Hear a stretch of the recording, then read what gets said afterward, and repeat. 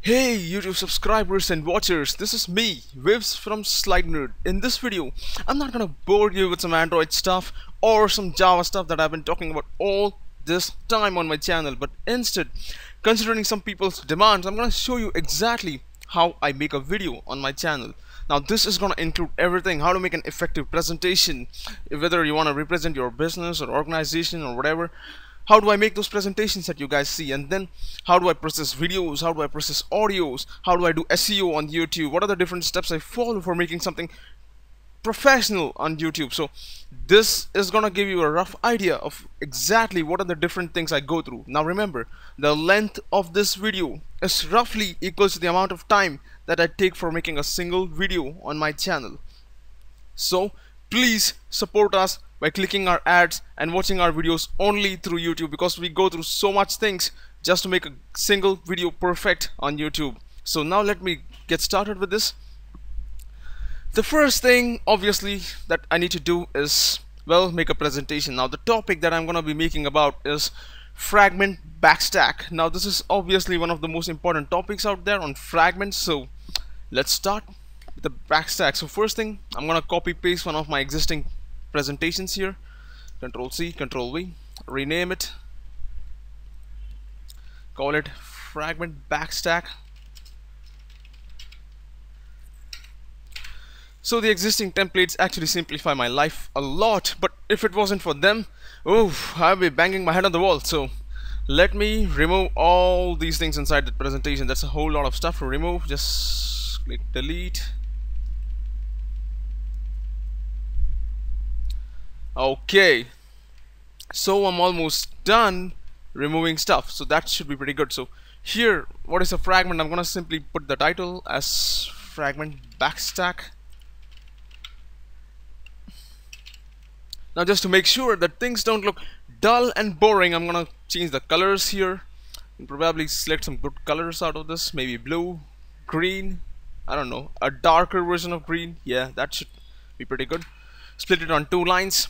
Now as you notice, this is a very big layout over here that I have, but here on the left side I have a very small layout. Now this is exactly how a person on YouTube sees the thumbnail as. So I want to make sure that the thumbnail clearly shows the text even when the person can't see. So I'm going to increase the font size to the max, and now the person who's on YouTube can see the thumbnail and say, oh, that's fragment backstack. So that would be the kind of trick that I'm gonna play here. And next thing I need to do is, I would like to find an image that shows a stack, so that would make things a little more attractive. So I'll go to my common clip art site, which is office.microsoft.com and images. Now if you guys do know better websites where you get clip art images, please let me know them in my comment box right below, so I can also find something out, you know, because here you don't get everything. So I'm gonna say stack here, and probably I'm gonna find some relevant images. Okay, so these are, oh well, stack. This one is good, but I don't know, I like illustrations more than typical JPEG images. So now let's see how these things look. So there's a person carrying a stack. Okay, so next, there's nothing here, just coins everywhere. I don't like these dull images which they have over here, all same color, dull something. This looks pretty decent, but then let me see, go to the next again and find out if there is something better. Okay, so this one, somewhere nothing is eye-catching over here. Let me go to previous page and let me take this one. That looks pretty good, so download it. I'm gonna save this into the folder podcast where I usually put stuff. Now this is the worst folder on your PC to actually download and put stuff, but I'm sure you guys never use that, but never mind. So going back to my presentation here, I'm gonna add that image by saying insert pictures, podcasts, and that should be here. So that would make a pretty good image if it wasn't for a little big. I think I should reduce the font size a bit, and I should change the alignment to maybe right. Oh, that doesn't look good. Center, okay. Left, nope. Center is best. So I can increase this image size by dragging it a bit above and taking it here. So that should look pretty decent. And this question mark, no need for that. So fragment backstack, so that would be the thing. The next thing I need to do is obviously get some content, but before that I need to make sure that I get clean of these slides. Now this won't be needed for here, but this is a content slide, which means I can put some content here, I can put some image over here. So I'm gonna have the title as what is fragment backstack. Okay, so now I need to get the content so that you guys can know what is going on. So I'll have to go to developer.android.com, the only place which I trust for Android content. So I'm gonna go there, search for fragment backstack. Though I may be knowing stuff, which I usually do on my videos, I don't know everything, so I have to go back to android.com to check if there are things design and develop. Those are the two tabs.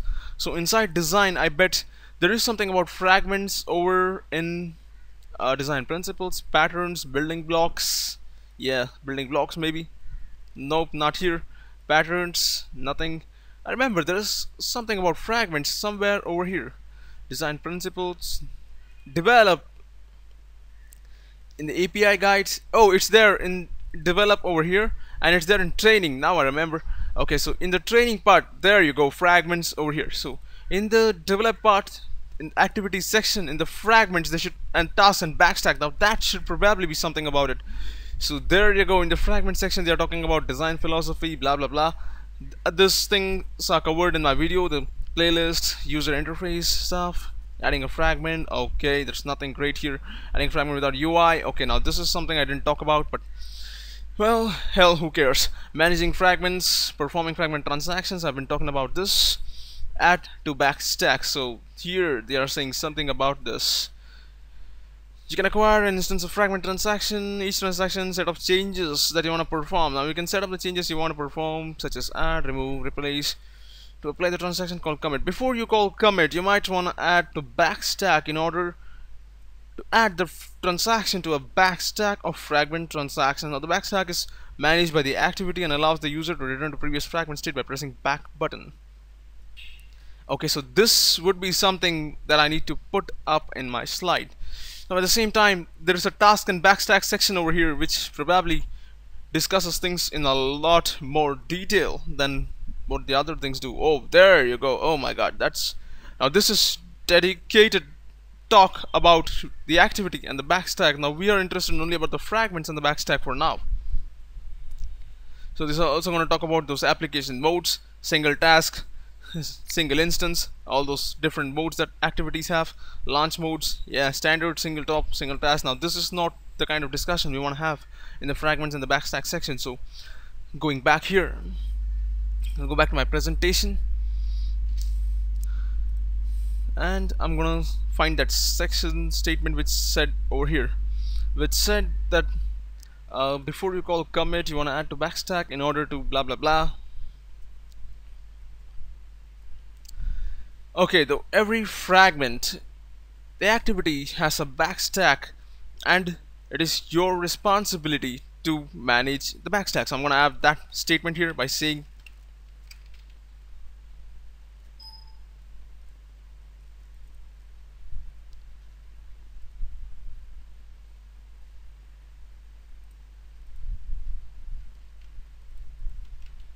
I'm going to say each activity, I don't know what was that, each activity has its own backstack. Nope, wait a second, that's not how things work. The activity does not have a backstack, the activity manages the backstack for the fragment. So I gotta make sure that I say, let me see, that statement is very tricky to form. Add to backstack, fragment transactions. Yeah, I need to say the default behavior. By default, fragments have no sense of the back button. That would be something to say. Back button. Okay, that's again wrong spelling from my side. Back over here, it has its own life cycle. That's not something I want to talk about. Okay, so that would be something to say. Then drag and drop it to the top.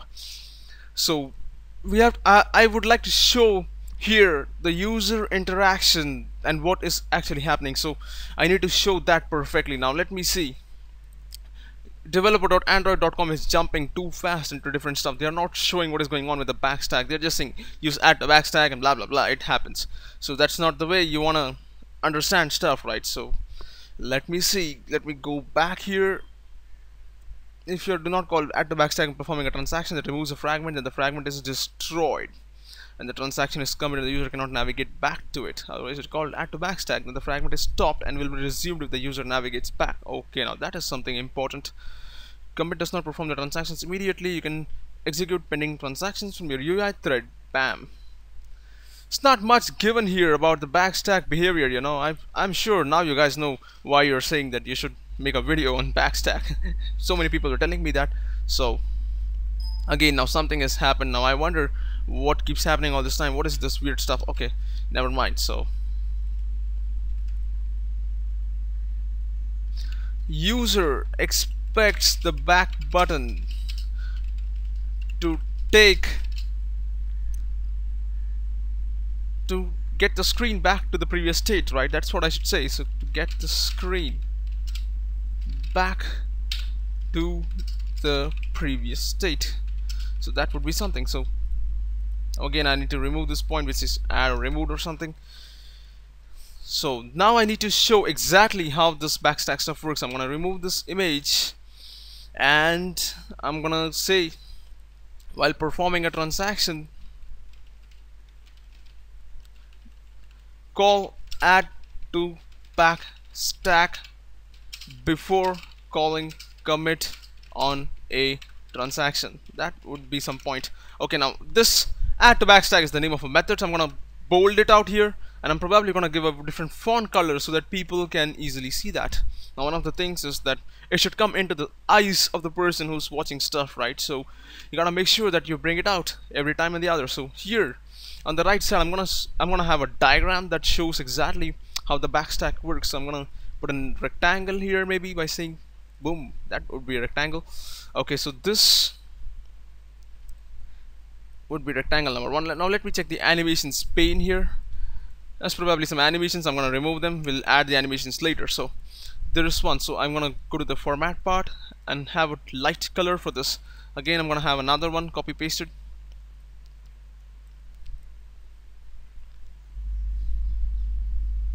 So let me say activity 1 here,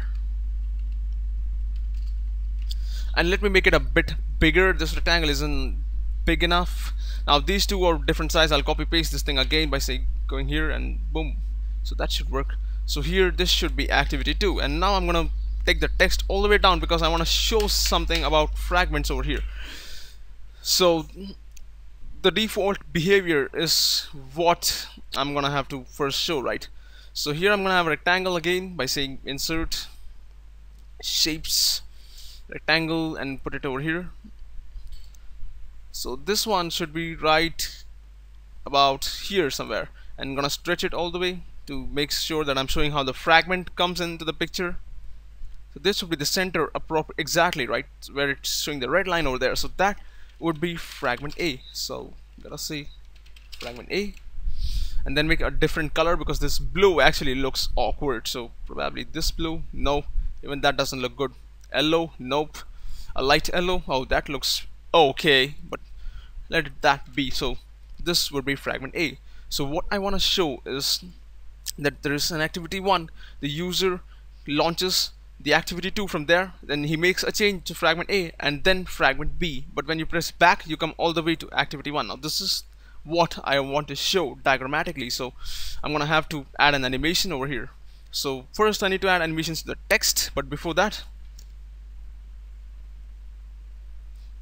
let me check. I need to put something over here. This point is not enough. I need to have another point over here. That is something about let's see.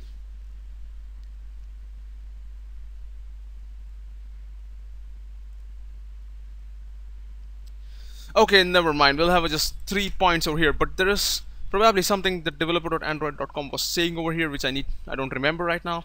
Do not call the add to backstack that removes a fragment that the fragment is destroyed. Now this is one important point that they have over here, right? See, if you add multiple changes such as another add, remove and call add to backstack, all the changes applied before commit are added to the backstack as a single transaction. Okay, so this is something very important that they have given over here, right? 2 points. So I'm gonna have only one of them in this slide because I believe in the idea of information overload, which means I don't put everything in one place. So let me see, add, remove, commit, add to backstack. Okay, there's an example here that they have put. Now I'm gonna show the example in code, so I'm not gonna put an example, but otherwise by calling add to backstack, the transaction is saved to the backstack, so user can reverse and bring back the previous fragment by pressing the back button. Now that would be something to add over here.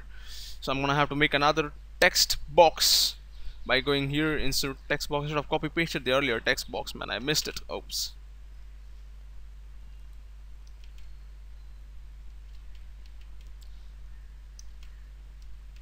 So let me see, G.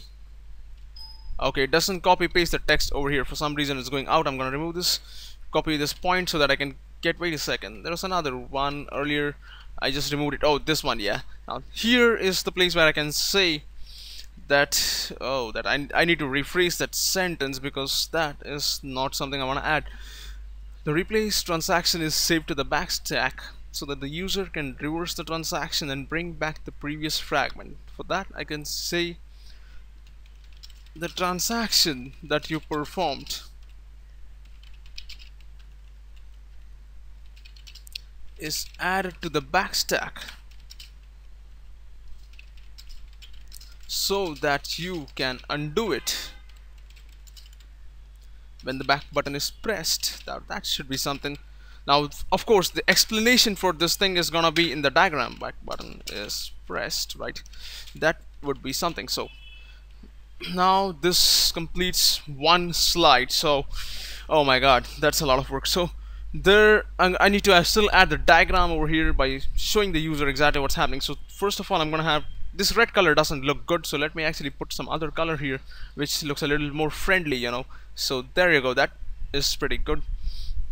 And this the needs to be small because people on this backstack needs to be bolded so people can see that they're talking. I'm talking about the backstack over here. Now of course I don't recommend adding such big points in your slide because that is not how it's done. There's a simple rule which says 5 words per line and I don't know, 6 bullets per slide, something like that. But our tech world is crazy with stuff, so we can't explain stuff in 5 words. So going on over here, insert, let me add animations to this. 1 2 3 4, so I need to add animations to each of them. So I'm gonna, hey, 1 2 3 4 animations, add animation fade, so all of them are gonna start on click, not one after the other. Oops, not on previous, start on click. So now I can just test run this and see how things look. So there's on click, another on click, another, and another. That's good.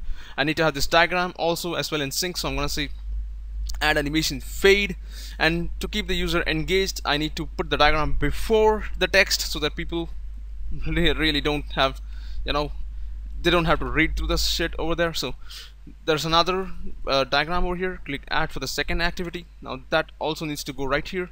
Then make the fragment appear by saying fade over here. Okay, that is the third one. Now I need to add another rectangle that shows fragment B, so I'm gonna make copy paste that, rename this as fragment B, give this a different color saying format. The orange one would look fine on this, so I'm gonna have that the same place. And now I'm gonna give this an animation by saying add animation fade, and then it goes right here. So now let me see, activity 1 appears, activity 2 appears, fragment A appears. Now that is not a good way. What I want to have is that the text on the left and the diagram on the left right mingle with each other, so even as the person sees the diagram happening on the screen, he wants to read the text which is going on the left side, because ultimately that would be the best way to do things. So this text box over here is going to come right between this, the other text box is going to come right between this, the third one is going to come right here, and the fourth. Okay, that would be the kind of combination we want to have. So now when I say activity 1 and then it says by default fragments of those sense of the back button, okay, the user is like fine. Then there's activity 2, the user expects the back button to get the screen back to the previous state. Now there's another diagram that I need to add here which I have not done. So then now when there's fragment A, and then the user says call add to backstack before committing a transaction. So this should not be the point which comes over here, because I'm still not done talking about these changes of the default, right? So I'm gonna add another diagram at the bottom that shows exactly what is happening. So let me just drag and drop this a bit above. Okay, that should be fine somewhere over here in the center of this place, right? Now I need to show exactly what is going on. So shapes. So I'm gonna have a circle here that simply shows what the user sees. Activity A.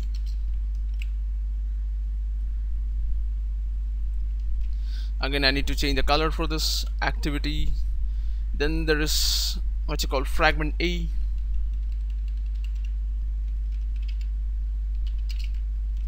And for fragment I'll have a different color by saying yellow or maybe something like that. There's not enough space over here. Oh my god. So I'm going to duplicate the slide. I'm gonna go to the next slide and put these 2 points and remove everything else. So these, this, bam, all gone. And even this. So the first slide will have these things, the second slide will have these 2 things. So that would be something which avoids information overload. On the other hand, I don't have these 2 diagrams here. So let me go to the first slide back, remove these 2 points from the bottom. So that would be something. So there you go. And now I'm gonna have this diagram right here that would show the behavior of how things work. So there's activity A, there is fragment A, and there is, oh scraps, I just need to replicate this one. There you go. Oh, fragment B. Now I'm gonna show an arrow that exactly initiates the idea that the user is making changes on the screen as these things happen. So I need to have an arrow for that. So insert shapes. This arrow would do amazingly awesome because this goes right here to the other one, right? So oh my god, I just missed the copy paste over here. So there you go. Drag and drop it right here, and then I can say next fragment, right? So again, I need to add animations to this one, so I'm gonna say animations. Okay, I need to change the color of the arrow. That looks awkward, to be honest with you. Can have format, shape, fill. I don't know which color looks good on this, but black. No, black doesn't look that good. Just gray looks fine. Alright, so now I can just have this animated by saying animations, add animation fade. I'm gonna go here, add animations. Wait a second, the arrow is the one that comes first, so I gotta say add animation fade here. This transaction, add animation fade over here, and the same stuff over here in the last one. So oh, that would be a great thing. So that is perfectly working. Oops, sorry for the disturbance. So now let me see how things work. So activity 1, this is point coming here. By default, fragment have no sense of the back button. User expects the back button to take the screen to the previous state. So this fragment A, fragment B, and I want these things to be happening simultaneously. Now obviously there's a lot of boxes over here. I need to actually rearrange the stuff, right? I'm not gonna have to remove the stuff over here by saying, let me see, this one is this one. Twice there's 3, 6, 7. Okay, let me again run that and see there's some mistake, I guess. So activity 1 here, activity 2 comes next. The fragment A comes here, fragment B comes. What the hell? It comes again. Whoa.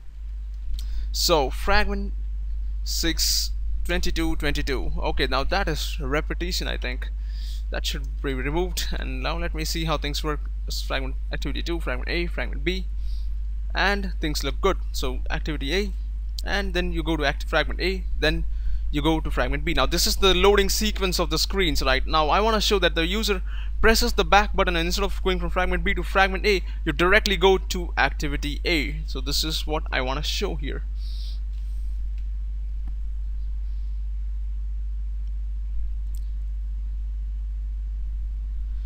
So for that, I'm gonna have maybe another arrow by saying shapes, and let me see, this one reversed to the left side would look pretty good. So I'm gonna have this arrow like this, and then I'm gonna go to format, rotate left, flip horizontal. Now that is what I wanted. So for this arrow I can probably give a red color because this is more important than the other arrows that I have over there, right? So that would be red color, and I need to also add a text from fragment B saying that the user presses back, and what happens? It goes directly to activity A.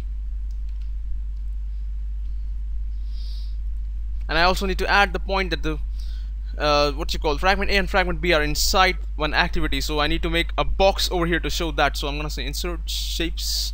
I'm gonna go to rectangle here. Let me see, rectangle, that would be good. So this rectangle right here, and gonna minimize this a little bit so that it looks pretty good. Shape fill, I need to send the shape in the back. So first I'm gonna say send to back, over here, and that goes to the back. Now blue doesn't look good. Shape fill should be something very light color. Oh, that should look fine, right? Maybe this one. Now that's a little too dark. Now this looks good and fine, so I'm gonna have the name activity 2 inside this. So the home bottom here, make the font color black by going to home and selecting black here in the color, so that shows exactly that the person is watching activity number 2. So now when the user presses back button, I need to have a text over here. Can I have a text on this? I don't think so. I need to insert a text box by saying insert text box somewhere right here, and I'm gonna say user presses back button. So that should be something. So going on, taking this text right here at the center, maybe dividing it among 2 lines and then taking it above, should look pretty good. So alignment should be center because that looks better. No, I think the alignment on the left looks better, so that should pretty much be the trick. So this is the default behavior of how the backstack works. So I need to make sure that these 2 diagrams are in sync with each other. Now that means I'm not gonna go through these numbers and see what is going on. I gotta remove all these things. So first I'm gonna make sure that the first point appears by saying animations, add animation fade. Then this activity 1 appears over here. Then the activity A appears here in the 3rd step, right? I'm gonna make sure that these 3 appear with the same shot. So next, when the user loads activity 2, so I'm gonna have that here by saying 1, and then I need to have the fragment A appear, right? I'm gonna say these 2 are gonna appear first by saying fade, and then there is fragment B that's gonna, so that would be arrow here, and this box and this circle appearing next with the same shot, right? And then fragment B is gonna appear by saying add animation fade, and this arrow and this one is gonna appear at the same time. So going back, now when the user presses the back button, the point appears first, and then this arrow and this box appear in the next row. So that would be the perfect slide that I have. So here it says by default fragments have no sense of the back button. The user presses fragment A, I can talk about that. Then fragment A appears here on the screen, fragment B comes up, then fragment B comes here, right? And then user expects the back button to get the screen back to the previous state, and there you go. So that is how things work. Now that is pretty much everything that I wanted to explain in this little slide. So that's 1 slide down, so I need to have at least, I don't know, 3 more slides or something. So start on click. Let me see. This makes things look better. Activity A, fragment A, then fragment A comes over here, then there's fragment B. So fragment B is appearing here, and then user expects the back button to take the screen back to the previous state. So I need to have another arrow that says user expectation over here and reality over here. That would make things even more awesome. So I'm gonna have another arrow by saying insert shapes. So this one is the one I want, so I'm gonna make sure that it's something like this. I'm gonna again rotate it by going to format, rotate, flip horizontal, make that color different by saying blue, dark blue over here, and this text user presses the back button should be outside now in the red one, right? So that would be something. And then this arrow a little stretched so that people can see what's going on, and here I can replicate the text box to go here and then say expectation. So I can say expectation over here. Oh my god, restart the program. Great. So the amount of work involved in PowerPoint is so much that my PowerPoint keeps restarting all the time. I don't know how you guys deal with it. So expectation here again, back coming to the same slide. So that would be something. Expectation. Okay, the spelling was wrong.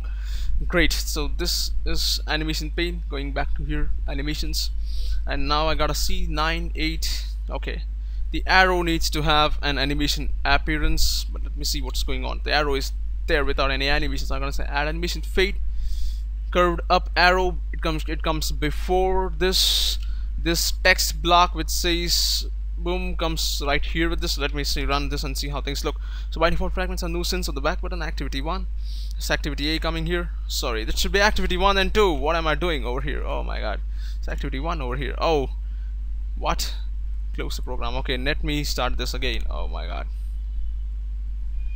So you see, that's very tricky. We're working with PowerPoint at that scale now. talk about making a PowerPoint crash every time you make a presentation. So let's close this. Let's go here, run this out. Say by default fragments of nuisance activity A. I'm gonna need to make sure that this is activity 1 here. Great. So I'm gonna run this again. Fragments of nuisance activity 1, fragment A, activity 2, fragment A, and fragment B. That comes over here in fragment B. Now actually it would be better if both happen simultaneously. So you know, like here when a fragment A comes, this one should also appear over here. Now that would be more perfect. So I'm gonna go to animations, animation pane, find out which number has that feature. So it's probably number 3 that I have here. Number 3 and number 4 is what? Number 4 is the fragment thing that's appearing over here. So let me see. Start from here maybe. Start. There was an option to play from, yeah. So number 4, and what is this other rectangle that I'm seeing over here? I'm not sure what rectangle that is. This curved arrow down. Okay, so this should start with previous. And now let me see how things work. Activity 1 fragment A. Okay, activity 1 and this activity 1 should come together. So that would mean that this oval follows this rectangle. So that I'm gonna say start with previous again, and then let's go here. Say activity 1, and there you see fragment A, activity 2, and that's what happens. And next, when I say fragment B, the other one should also be appearing, right? So I'm gonna find out where fragment B is. Now this is the one which is fragment B, and this is the arrow, curved arrow down. So I'm start with previous again over here. So let me run this again and check out. And there you go, ladies and gentlemen. That's how you make a presentation which is in sync. And then user expects the back button to get the screen back to the previous state. So this is the expectation that the user has. But what happens actually is that the user presses the back and it goes right here. Now that is the part which I wanted to explain on my slide. So let's move further and talk about add to backstack method in the second slide. So going here down, call add to backstack before committing a commit transaction. The transaction you performed is added to the backstack so that you can undo it when the button is pressed. Now this statement is very vague over here. Now it's probably not everybody understands what I just meant by saying added to backstack so you can undo it, blah blah blah. So it would be really good if I have a visual way of communicating the same message over here, but I need to find out how that visual way is done. So going here, it says if you have multiple changes, call add to backstack, commit added backstack, order in which changes. Okay, if there are multiple changes to transaction like add, remove, replace all being done on several fragments, then all changes are applied before you call commit, and the back button will reverse all of them together. Now this is a very important point that they have here. I need to put this point in simpler words so that people can understand.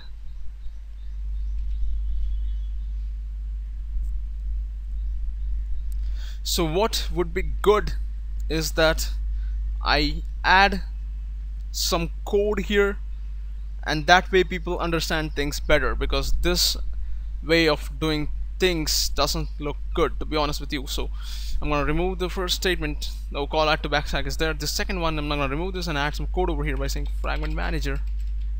I need to make sure that the code is good here. It doesn't give any errors, because otherwise everything is wasted, right? Get fragment manager. Next I can say fragment transaction is manager dot begin transaction. So there you go. So next thing I need to do is transaction dot add maybe, and then I need to exactly remember what was the syntax of the add method. Oh my god, I don't remember that. There was 2 parameters, 3 parameters, maybe the group or.id.group, the name of the fragment object. I need to make a fragment here before this by saying fragment A is new fragment, maybe something like that. Just to make it small, because capital variable names are not Java's idea, so I need to take care of that as well. So then I'll see is new my fragment. That should be more better. So then I can add A over here, and then I need to add the third parameter, which is a string, which is A in our case, and then I see transaction dot add to backstack null over here, or maybe a over here, the same tag over here. Now if you guys remember, we'll talk about this. So then I say transaction dot commit. So this would be the code. Now this doesn't look pretty at all because all the statements are mixed together and the person probably doesn't understand what the hell is going on. So each one in a different color. Now that's the first goal. So going here, making sure that it's blue in color. Going to the second statement, making sure that this is orange in color. The third one, making sure that is a different blue. Fourth one, going here and talking about a purple color maybe. And this is the most important statement, so I need to make sure this is in red color and bolded out here. So then I say red and bold, so that would be something. And then the next statement is about commit, because I wish I can put in probably this orange color that I have here. And then I need to make the animation customized by saying effect animations, animation pane effect options as by paragraph. So that would make things saying call at the backslash for committing, then fragment A is new fragment, fragment manager is get fragment manager, fragment transaction, blah, add r.id a. So this a looks pretty nasty. I'll give it a object like my frag here, and then I can have the same my frag over here. That would make things more clearer, right? Oops, caps lock is on, I think. That's my frag, so that would be something. So great, that adds everything. Oh my god. So next I need to add a diagrammatic representation of what is happening, right? So here I'm gonna say I'm gonna have the activity at the bottom, which is my main activity. So I'm gonna insert a rectangle. I'm gonna copy paste one of the rectangles from the previous slide. No, that is not good. I'm gonna have new rectangle by saying shape insert here. I'm gonna call this activity A, stretch it a little bit, and then have the transaction copied fragment on top of it, which is named by this variable, right? So I need to make sure that the name over here is A, and this should be our main activity, right? I forgot that main activity. So next I need to make sure the colors are different for both. This will be green for the main activity and the fragment would be yellow, probably something like this. And I also need to show that this is the name that the person gave here, which is the name being used over here on the screen. So I'm gonna put an arrow for that by saying shapes. I'm gonna have an arrow like this which says boom. Now this is not gonna work, right? Oh, there it goes. It goes right here. Take it to the corner, make the weight thicker by saying weight is equals to something like this, and I'm gonna give a stupid pink color. No offense, but looks really nasty, so that would give the person a quick idea of what I'm trying to say. So that should be pretty much it. And next I need to make sure that the main activity and this appears in synchronous with what is happening over here. So I'm gonna add an animation to the main activity box that I see here by saying add animation fade, and while this is happening I'm gonna add this right here, and this next one I'm gonna add an animation to fade over here again, and this would happen right before or right during step 7, so somewhere over here, and I'll say start with previous. So now when I run this, oh, the arrow is missing. Oh my god, the arrow needs to be added here. Add animation fade. So this is also gonna go right here. I'm gonna say now I'm gonna run this to backstack. The main activity is here on the backstack right now. Fragment is called, manager is made, transaction is made, transaction.add stuff, transaction.add to backstack, and that actually causes this to be added here. Now if you see, this is on click, which is not good. This is the one, right? I need to make sure that they all start with previous. So let me see, run again this time. I'll make sure that I nail it. Transaction.add to backstack, and there you go, ladies and gentlemen. That's the perfect way to explain stuff. So next I say transaction.commit, and that completely gives an idea to the person that hey, something is being done here.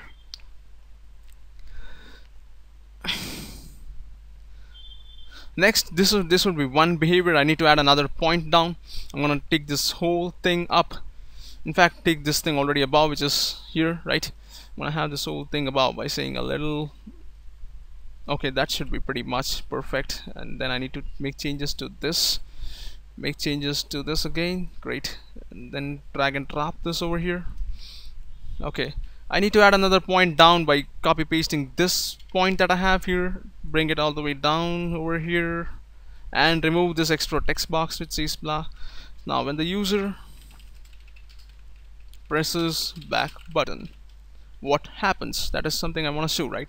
So I'm gonna make this green in color by going here, because this looks very much the above statements similarity. So I'm gonna go here and add a different purple maybe, and then I'm gonna have a copy of this main activity, and that is the only thing which is left, right? So I'm gonna say this is remained, so that would be something. And then I need to add a animation to this one by saying add animations, fade, and then add this above, start with previous and stuff. So now when I run this, you see what is going on. So that active backstack stuff, transaction at commit, user presses the back button, this is the only thing that is remaining. A has been popped off. That makes things absolutely clear, right? Great. So that is the way I keep explaining stuff. Now I know you guys are saying, "Oh, what the hell, man, you shouldn't have to go in such details," but remember, I'm a perfectionist. I like things perfect and nothing less. So have I missed something? If you're adding multiple fragments to the same container, the order in which you add them determines the order in which they appear. If you do not call add to backstack when you perform a transaction that removes a fragment, then the fragment is destroyed. So I need to talk something about multiple transactions, and I can do that in the next slide, because here I've already shown single transaction. So I'm gonna say duplicate slide perhaps, and then go here and remove this diagrams that I have on the other slide, and also remove this code. Okay, I can actually remove the entire thing. So now I can say performing multiple operations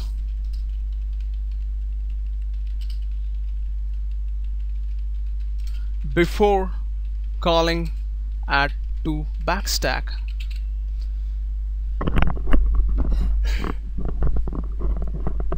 Oops.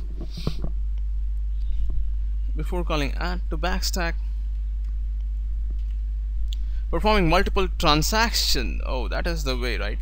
Multiple transactions, performing several transactions. That would be the more perfect word, by saying several transactions, like add. So gives us an example: remove, replace on different fragments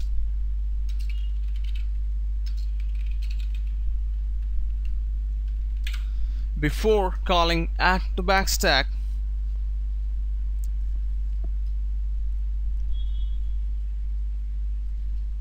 Will, this will should be actually not bolded, so I'm gonna press Ctrl B.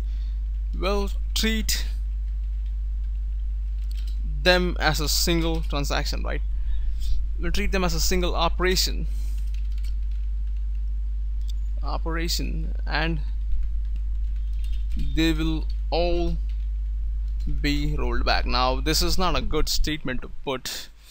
It will be really good if you know, I could have a better way of saying that. So I'm gonna remove this probably and say for several operations within the same transaction, what happens, right? So I can have the diagram over here, and I can have this little code here by saying a pseudo code, maybe not real code, but I can go down here, right here, and then say remove all this.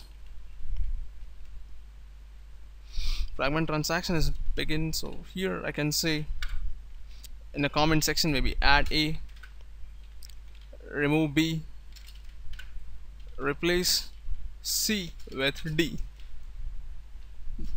And then if I call transaction.add to backstack null,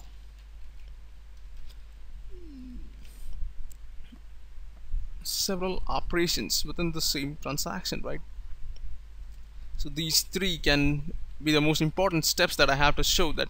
So I'm gonna go here, probably give them a violet color that makes them stand out, you know, and then I'm gonna have this diagram, the same one which we had here earlier, by going back here, dragging, dropping stuff. So now this time what I can do is, oops, I almost forgot what to do. So great, copy paste stuff. I can say add A. Oh, I need to have a single box that shows everything, so I'm gonna say add A is the first one, so it should be lowest one, right? it should actually remain lower, because this should go down, and then I'll say remove B, again go down and replace C with D. So this would be the exact scenario that shows what is going on. So I just need to adjust the arrow by going down here and taking this one statement, right, and then need to make sure I drag and drop it to avoid clashing with that, and then I can add the same point over here by saying add to backstack, and that would make things pretty good. So now we need to again adjust the animation stuff. Let me run this and see how things go. My fragment transaction add A, remove B, replace C with D, transaction.add to backstack, transaction.commit. So transaction.commit is actually coming before what I want, so I need to make sure that 1, 2, 3, these three appear right here after add to backstack, and they start with the previous so that they don't go out of sync. So now I run this and let me see. So add A, remove B, replace C with D, transaction.add to backstack, and that shows that add A goes down, remove B, and then the topmost operation is replace C with D, and then when I say transaction.commit, it's done and user presses the back button, these three are rolled back at the same time and main activity is left. Now that would be perfect way of explaining stuff. So going back here, it says, okay, what does it say now? I don't think it says anything else. The replace transaction, blah blah blah, multiple changes, call add to backstack, changes are applied. If you're adding fragments, if do not call backstack. Yeah, now this is one point which says if do not call add to backstack when you perform a transaction that removes a fragment, then the fragment is destroyed and the user cannot navigate back to it. Okay, now this is a very important point, so I'm going to add this as it is because there's nothing I can change over here. Again, go to the new slide maybe and simply, okay, duplicate the slide. Alright, so duplicate the slide and remove everything over here, and then go down here and add that point. Oh my god, it's not adding, it's not pasting stuff over here. Why would it do that?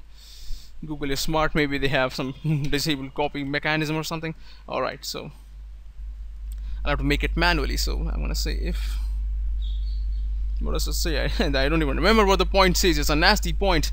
If you do not call add to backstack when you perform a transaction that removes a fragment, then the fragment is destroyed when the transaction is committed and the user cannot navigate back to it. Whereas if you do call add to backstack, so I'm going to say if while removing a fragment, that would be a better way to phrase it.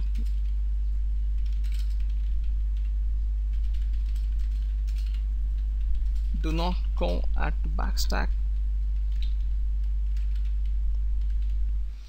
then the fragment is destroyed, right? That was the fragment is destroyed and the user cannot navigate back. I'm going to have a separate point for saying what happens if you do call backstack, right? That would be while removing a fragment. If you call add to backstack, the fragment is stopped and resumed when the user stopped and resumed when the user navigates to it.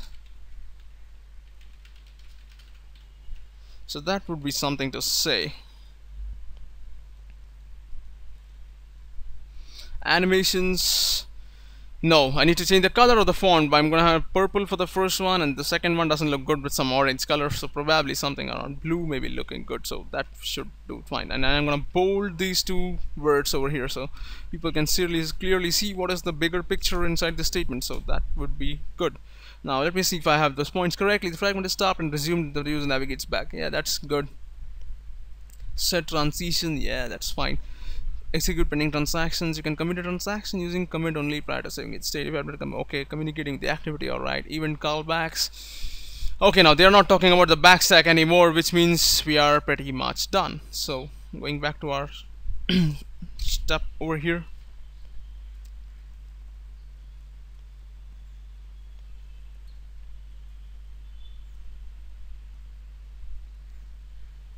So now here I'm going to talk about something about popping stuff programmatically. Now that is the next topic that I want to touch in this. So I'm going to make another slide by saying duplicate.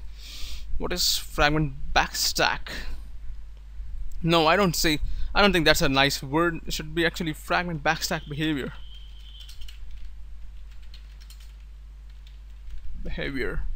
I'm gonna copy paste this everywhere. Oh my god, that's something to say. So going here again, copy paste stuff, going here, copy paste stuff. Now here I'm gonna say programmatic backstack behavior. So I'm gonna say programmatic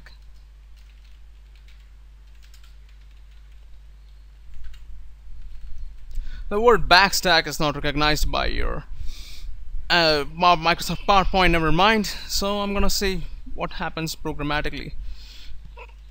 Remove the topmost element. Now that is a method pop backstack. So I can probably say programmatically simulate back operation by calling pop to backstack or pop backstack. I think that is the exact method. Again, I need to make the method is bold over here, so I'm gonna say P. That should be good pretty much. And this purple doesn't look good, so I'm gonna take green over here. So that should pretty much do things. So next I need to show is two different behaviors of this pop to backstack. Now you can pop a particular entry while you add that entry on the screen, so I need to make sure that also happens. So pop to backstack, but you can also pop a backstack by particular transaction. So when saying pop a particular what you call operation, or I should say transaction, by calling pop to backstack,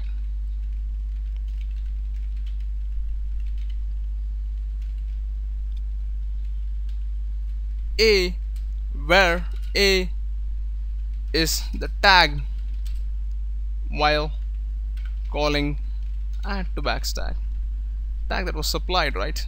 Tag that was supplied while executing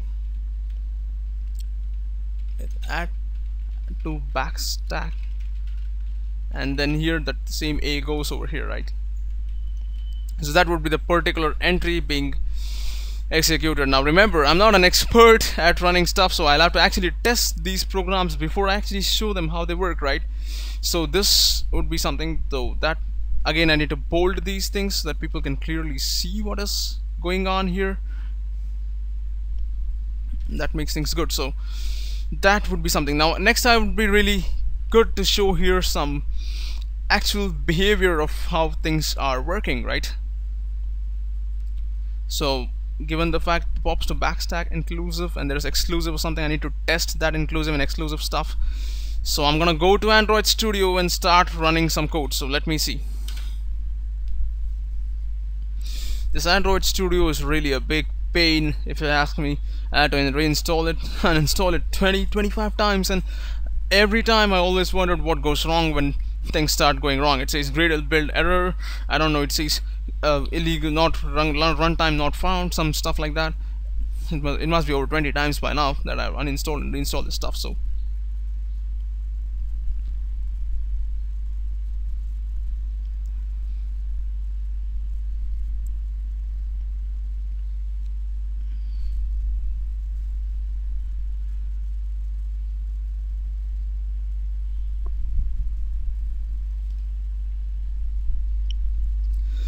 So this is pretty much loading. There seems to be no end to this. Oh my god. Alright, so now the code is here. I need to first click on the emulator. As you guys remember, the Android emulator is the biggest pain that an Android developer has because it takes 10 minutes to run. So here I'm gonna be using the same code that I was using in my previous video where I was doing some replace add operations. So let me add the backstack stuff over there. So click close here.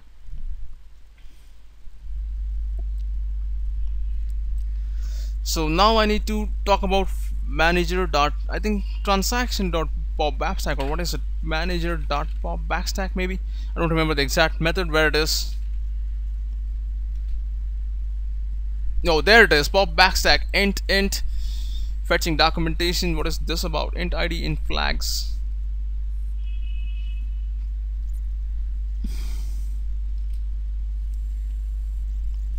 String int. string name int flags.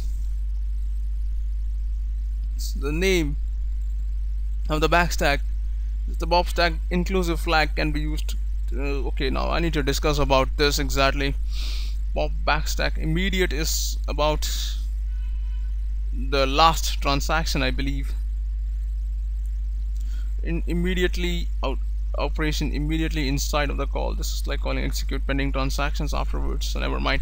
So now I need to go back here and I'm gonna have to add that inclusive option which I was talking about. So here I'm gonna say insert shapes, rectangle, copy paste some rectangles out here, make them small and give them simple names like one, screen one.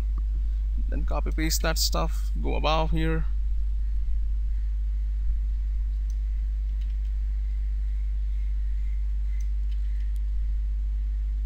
so gonna go here by saying screen 2. Okay, now this is not aligned properly, right? So I need to make sure that alignment is done exactly the way I want. Screen 3, and then there is screen 4. So that completes 4 of us. I'm gonna change the colors, 1 2 3 4, all of them, make them, I don't know, yellow maybe. Okay, that yellow looks pretty nasty. Alright, now I need to change the text color to dark because this is not seen otherwise, so that should be pretty good. So when I say pop backstack, that's not pop to backstack, it's pop backstack. Oops, I almost missed that one. Okay, transaction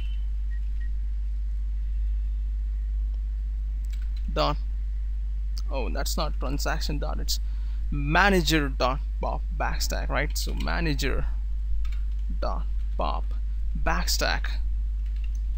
So I'll have to add another button in this somewhere so that I can perform and try those operations out. So if you guys remember, this is already running here in the emulator. I have those different operations that I wanted here. The fragment is not loaded yet, but let me go here. So calling pop to backstack, pop backstack is called, and this is gonna be removed off. I need to show that, right? So I'm gonna say pop backstack. I need to have text boxes here, but let's say something like this: insert call pop backstack. I need to make sure that I have an animation for these 4 things out here, so I'm gonna add them. 1 2 3 4 animations, add animation, fade. Alright, now let me be right back by checking something out.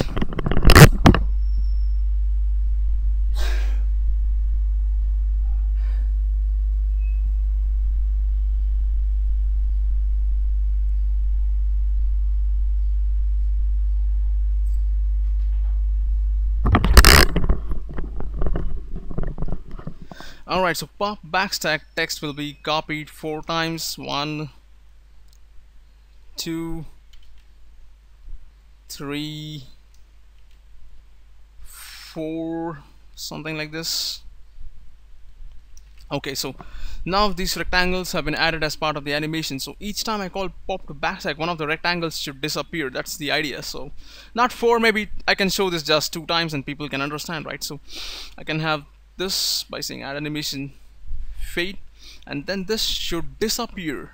So this rectangle out here should actually fade out, and they should happen together, so that gives the idea that actually something is happening. So I'm gonna say again add animation, fade, and the screen 3 should also disappear. So that should happen with previous. So now I can see what is going on. Programmatically simulate back behavior, pop a particular transaction by calling pop backstack A, where A is the target. Okay, screen 4, now I say call pop backstack, again call pop backstack, and you can see that this is showing the exact idea of what is happening on the backstack right now. Users can understand exactly what is going on when I talk about this at this level. So next, the other option that I need to show is that inclusive and exclusive ones. So I'm going to copy paste the whole thing, have it over here, right on, and then I can say something like pop backstack screen 2.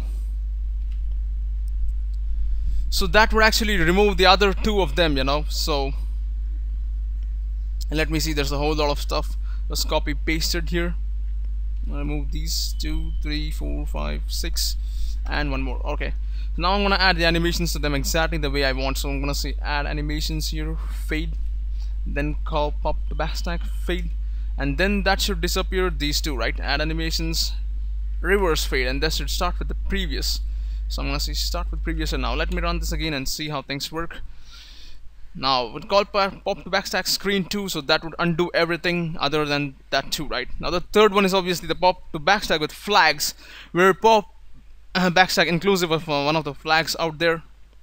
I'm gonna move this entire thing a little to the left side because I need some more space here, and I should probably make this above, so that would give better space, right? I can do the same thing over here, but no, never mind. So next thing I need to do, so now I need to complete the third part, which is about pop backstack inclusive with that flag over here. So copy paste the own same stuff, paste it over there, and then I need to put that saying pop. Okay, there's not much space for saying that. I'm gonna say pop backstack inclusive. Now I hope that is the exact word, because otherwise that's not gonna be good. So let me reduce the font size. I don't know how much this can be reduced. Okay, so this would actually remove screen 2 also, along with the other screen that we have, right? I'm gonna remove all these things. So this is gonna be a little left. So let me test that if that is the key. So I'll have to go to Android Studio and find out if what's the problem with this. API level 13, current minimum is 11.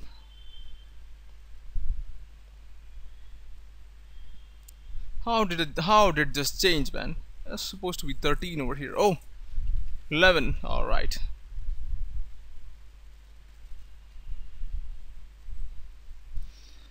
So going back to my main activity, I just need to find out if things are good or not. So manifest, I don't think it's saved yet.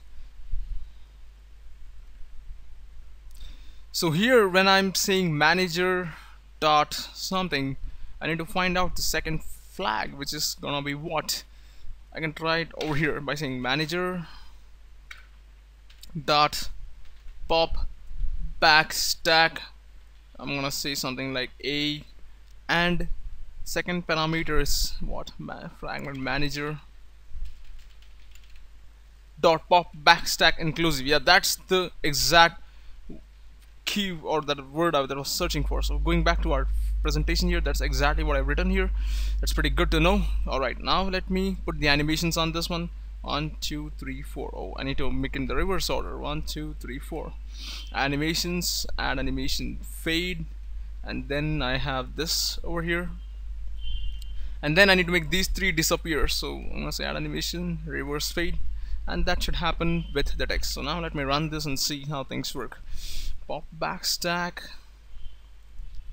Okay, now the second point over here should come after these steps are executed, right? So now I'm gonna say pop backstack screen 2. So screen 2 is gonna be kept alive, but when I say pop backstacks with this flag over here, which is screen 2 and pop backstack inclusive, that is gonna keep only screen 1 over here.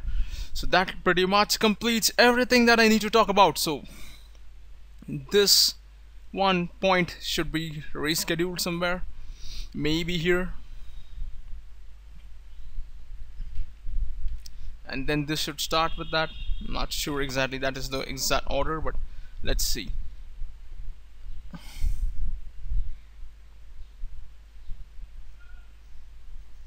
Okay, that second point, which is number 4, is this one. Yeah, I guess it's this one, right? So I need to make sure that it starts with 5 over here, and this should start with previous, I think. I'm not sure. Let's see. Radically pop backstack. So this has actually messed up things a little bit for me. So these two are getting called at the same time. Oh my god. So rectangle line, just fade.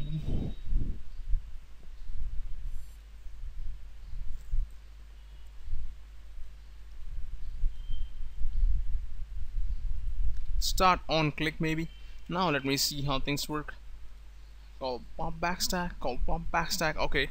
Then put a particular transaction by calling pop backstack A, where A is a tag that was supplied with at the backstack. So we can see pop backstack screen 2.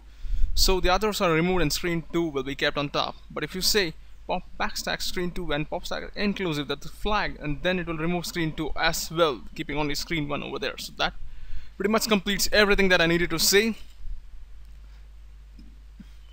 except there is something else, one more point that I need to cover, and that would be the on backstack change listener. Now I don't know if they have talked about it over here.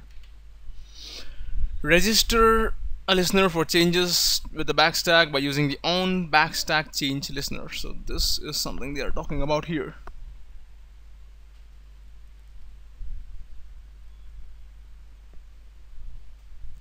So now let's see if developer.android.com shows me something about the on backstack change listener.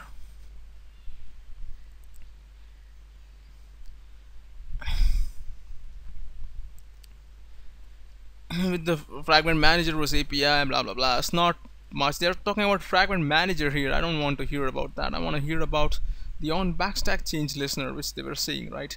So how can I'm gonna Google it. I guess it's not over here either. On back, nope, nothing over here. So let me go and Google this by saying on backstack change listener.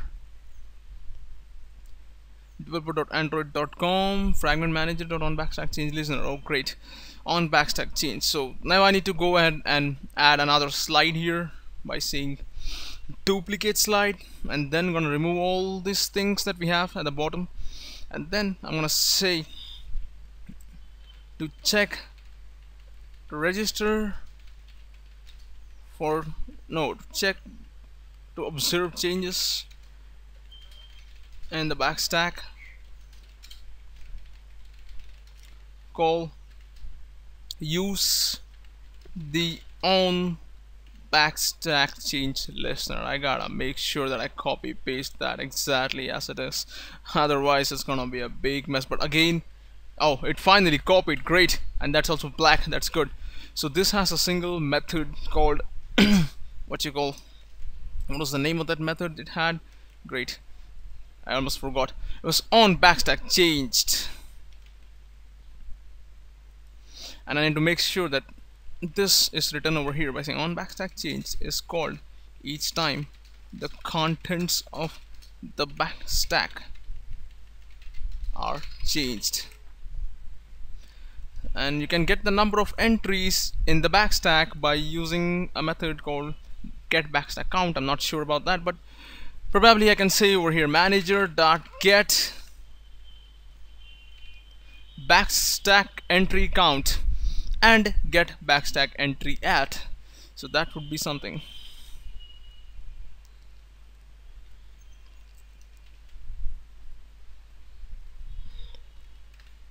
Use the get backstack entry count to retrieve number of entries in the backstack, right? Now again, I need to make sure that that's not bold, but this has to be bold. So there you go. We go again over there, the same place where we were. Now next, copy paste this stuff. Use get backstack entry at int index to retrieve fragment at a given position, given index in the backstack.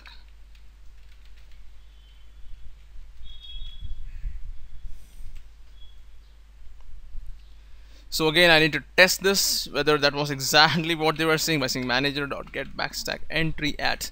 It gives a backstack entry object, so we need to make sure that get backstack entry at to retrieve backstack entry at the given index.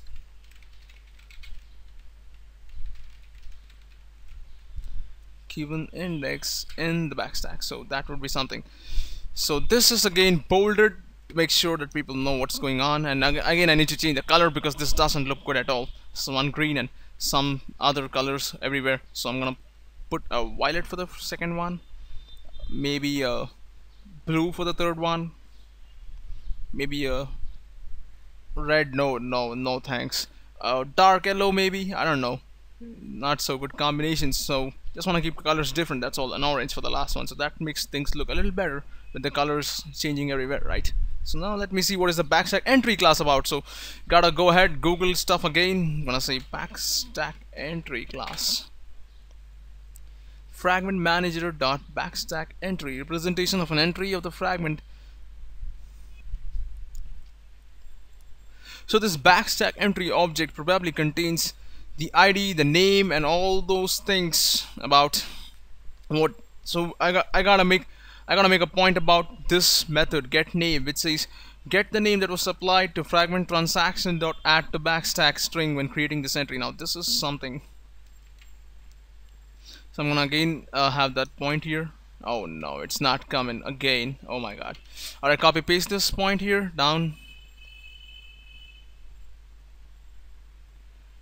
And then I can say use the backstack entry class method get name to retrieve the name of the name supplied during what you call add to backstack, right? Supplied when add to backstack was called. That would be something, right? So when add to backstack was called. That's probably something. Now let me see the correct statement exactly. It says get the name that was supplied to the fragment transaction dot add to backstack when creating this entry. So that is also pretty good they have over here. Supplied that backstack. So again I'm gonna have this bolded here, and I have this as well bolded, and then add the backstack. Okay, this is also bolded. So that pretty much completes our slide for fragment backstack. So let me run the whole thing again and check things out. Okay, so there's our fragment backstack. This animation can be changed if you want. So by default fragments have no sense of the back button. Okay, so when the user does blah blah blah, it goes to different places. The back button is expected to go to fragment A, but what actually happens is that it goes to activity 1. So then we call add to backstack, commit on the transaction. My fragment is new fragment. So right now that is the structure of the backstack. So it's transaction.add and add to backstack A, and this A is saved over here. So commit. Now there's a confusion. There is an A already given over here at the top, and there's probably another A over here. So I'm gonna keep this very very clear. So by saying my screen over here and having that same my screen over here, and that should give a very fair idea of what exactly is happening. So that complete. So now let me run this again, this slide, and see how things look. Okay, so at this point, fragment backstack behavior for several fragments within the same transaction. I say add, remove, replace, and add to backstack null. Then all these transactions are rolled back when you pop things up, right? Oh, wait a second, that did not work. Or did it? Okay. When doing a fragment, do not call add to backstack. Okay. Destroyed. Alright. Then from programmatic backstack behavior, pop to backstack, pop backstack, boom, boom, boom. So now the time has come for me to actually record this stuff over that I just made. So that's exactly what I'm gonna do now. It's gonna record the video right in front of you guys while watching this. Okay, ladies and gentlemen, it's time for me to play with the code. So this code is a test one which I will execute and see how things work before I show something to the fair audience, right? So going to our activity underscore main.xml, there are some buttons here. I'm just gonna remove the buttons and do some little shuffling around, so that's gonna be a real mess. So I'm removing all the buttons first. And then you're going to go to the design tab here, start adding buttons, right? So that is gonna be one button here which is probably called replace with A. Whatever is there, just replace it with A. Then probably another button right near it, and that will be called replace with B. And then below this I'll have two more buttons. one over here that will be called add a, then another button that will be called remove a, I guess, then another button that will be called add b. So I have to make the same stuff everywhere. The idea behind this simple code that I'm going to run is to clearly show you exactly what is happening with the fragment backstack. So I'm going to be implementing the fragment backstack listener, or whatever you call it. It's going to be remove b. Now I wonder why the name is like this. Okay, it's gonna, oh, it's not gonna work, huh? Alright, so I'll remove the button probably and then add it again and see how things add up. Okay, so it's not working that way, so remove b, probably make it aligned here, and that should pretty much take care of things. So now it's gonna be few more buttons, like there will be an attach. This time we'll have an attach for, yeah, a as usual. So I'm gonna say attach a over here. Oh my god, so many mistakes. Attach a. It's gonna be another button right to the next of this part. Oh, what? Okay, now that is aligned properly, but we cannot be sure unless we actually run the app and see, right? So attach a. So now, other than this, what I'm gonna have is a linear layout which is horizontal in nature right here. It's gonna stretch all the way to the end of the screen, all the way to the left of the screen, all the way to the bottom of the screen, and all the way below button 7. So I hope the bottom part is working. Okay, now inside this horizontal linear layout, what I'll be having is two more horizontal linear layouts. So there will be one here. Okay, it's not. Okay, alright, now we'll have to edit this in the designs in the tab section. So here there's a linear layout, inside that there's a linear layout with a width of wrap content. Copy paste the same stuff and have another linear layout. Now this, both of them will have a weight of 1. Now I'll tell you why we are doing this. Then going here again, giving it a weight of 1, make sure the width is redundant, so I'll probably give it a 0 dp on width here. So horizontal linear layout. Right now for both of them I'll give separate colors. I'll probably need some light colors here. I'm gonna say background has, I don't know, FF EE. What is that? I don't even know what it is. The height is match parent. Okay, so that would be one of them. Next I'll revert the color a little bit maybe and give a background color of hash EE. Again, don't know what the hell this is about. I'll take the height as again match parent. Now one of these linear layouts is gonna have your fragments that you add, replace, remove. The other one is gonna show the backstack in a scroll view. So it'll keep going down and you will see a backstack. So I should not have another linear layout. In fact, I should have a scroll view right here. I'll say scroll view. Give that a weight of 1. Yeah, I guess 1, and then give this a width of, well, 0 dp, a height of match parent, and that should be pretty much it. So what about the color? Well, it says nothing about the color as of now, so let's just put some colors out here, saying background hash EEFF. Now that must be some blue color. Okay, so inside this there will be a text view that will be showing the continuous status of what your backstack is having. So that would clearly give an idea of what is happening with the backstack. So here I'll have a text view. I can drag and drop it. Probably I'll go to the design tab. Okay, so now we need a text view. I'm gonna say small text, drag and drop it right here. So the scroll view is gonna keep scrolling down and you'll see the messages over here. So I'm gonna say ID, give this an ID now. Oh, doesn't work that way. Wait a second. Android ID, is that what you want? Okay, now there's something wrong. Okay, there's already an Android ID. Oops, I didn't see, how stupid of that. Alright, so there's already an ID. I'm gonna give it a message ID, and then this doesn't format stuff. Yeah, I'm sure it doesn't do that. This Android Studio is so buggy that it won't format things for me, so I'll have to do it manually. Great.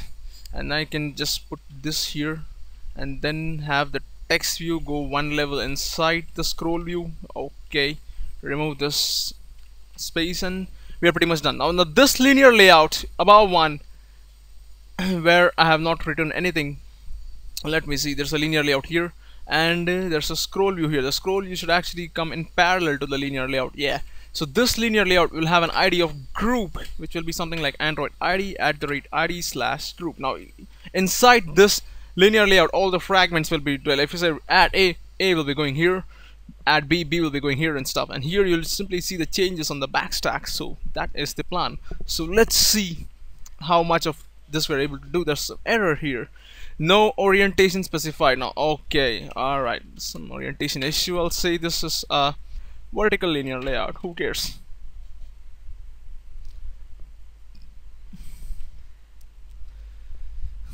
Okay, so layout weight is 1 for this, layout weight is 1, great.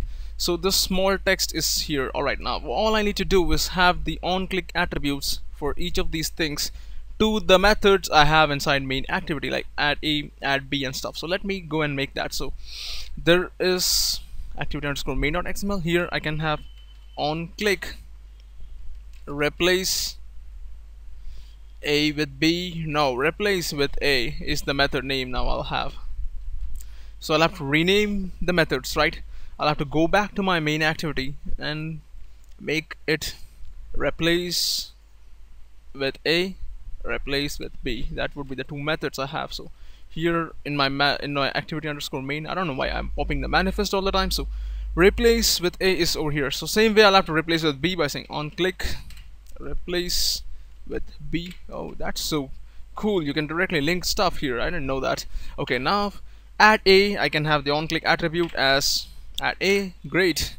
Remove A, on click attribute as remove A. What is this about? This is about add B. So on click attribute would be add B here, and then attach A. Now unfortunately, yeah, I'm doing the same thing over here. So on click would be attach A. Same way detach A. So I'm having an on click attribute for that. That will be called detach A. So that's pretty much it. And then there's nothing great other than that. So inside each of those methods I'll have to check what is the code.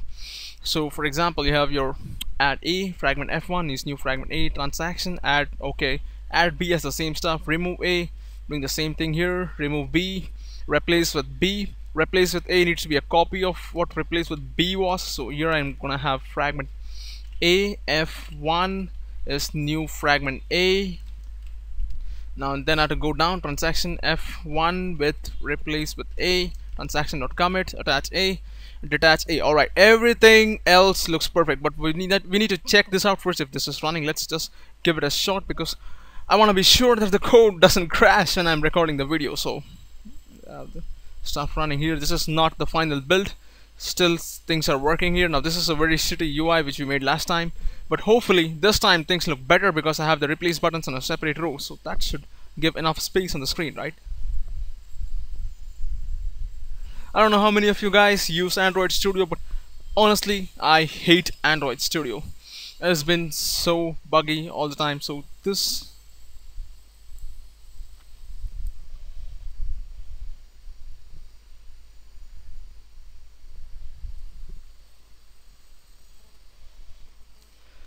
okay, so now finally something is going to come. Let's just hope it's coming because I don't like this blank look at all. Oh, it is there, great. What the hell? Remove B button is completely screwed. Alright, I'll have to change this button in my layout. Now good I noticed this because in the fair video I can definitely make the change. So when I say add A, oh there you go, remove A, attach A, detach A, nothing to attach and detach I guess. Add A, replace with B, remove A, that's not gonna work. Alright, remove B maybe. This is the remove B button. Oh, it's not working. What? What? Replace with A, great. Remove A. Alright, so this button is probably screwed up, so I'll have to add this on the lower level. So go to the activity underscore main.xml. Where is my remove B? So add B, remove B. I'll add both of them in a separate row, so that would give a better perspective. So I'm gonna have add B right here below the add A, and I'm gonna have, what is this? Oh, that's a total mess. Remove B, attach A. What am I gonna do now? Crap. Attach A, remove A. Where is the remove B button? Holy cow. It's gone. Add B, remove B. Oh, great. Remove B over here, please. Attach A below this, please. What?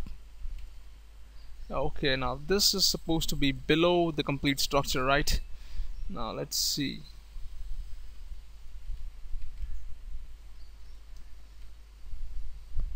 Okay, attach A is right here.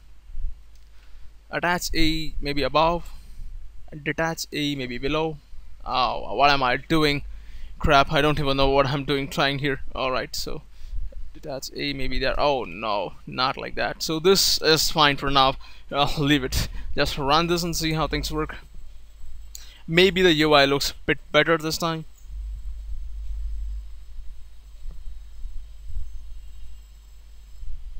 So I hope I have the on-click attribute for everything. Let me just check out. Let's remove B. There is no on-click attribute for this. Oh my god. On-click, remove B. How could I miss this? There you go.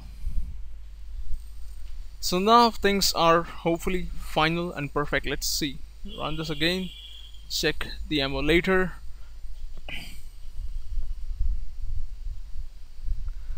So as I keep making changes, I'll have to make or change the text on the right side. So that would be the good idea that I have here.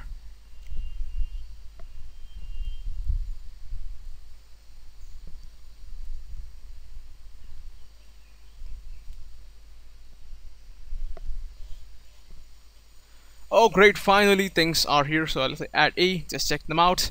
Remove A, okay, add B, remove B, replace, oh it's gone. Replace with A, replace with B, detach A. Sorry, there is no detach A. Replace with A, detach A, attach A, remove A. Oops, there you go. Everything is working perfectly now. As per the changes I have here on the right side, I need to manipulate the backstack. So for that, I'll have to first implement and test it myself before I make a live code. So I'll say implements fragment manager. Where is the fragment manager? Over here, right here on backstack change listener. I'll enter, implement the methods on backstack change, click OK. So this would allow me to say int count is manager dot get backstack entry count, and then I'll say for int I equals to 0, I less than count, I plus plus. I'll see manager dot get backstack entry at I, and that would give me a backstack entry object. I'll say backstack entry, oh my god, fragment manager dot backstack entry equals to this. It's a very tricky situation, isn't it? So now we need to get the text view. Now there's some issue about this saying API level blah blah blah. What is this about? Let me do the manifest, open here. 13, what do you want, man? That's 13 over here. Why is it still giving error? Never mind, there's probably no error in this code, so I don't see an error over here. Alright, so here I need to just get the text view first, which was our text view text. This is a main method, so I can directly get it here, main activity. So I can say text equals to find view by id, r.id dot text view 1 or 2. Oh my god, which one was that? Okay, go down all the way, text attribute message. Oh, I missed it. It's actually id dot message. Great, perform the appropriate typecasting and let's see what happens. Oops, I'm doing the same key over and over again, so that is typecasted this time. So going down, I'm gonna run again get the text view, and I'm gonna simply say text dot set text.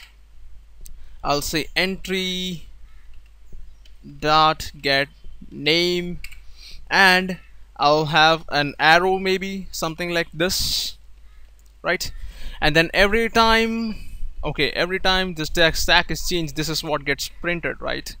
Okay, text dot send and entry dot get name plus this. Okay, a space maybe on both sides.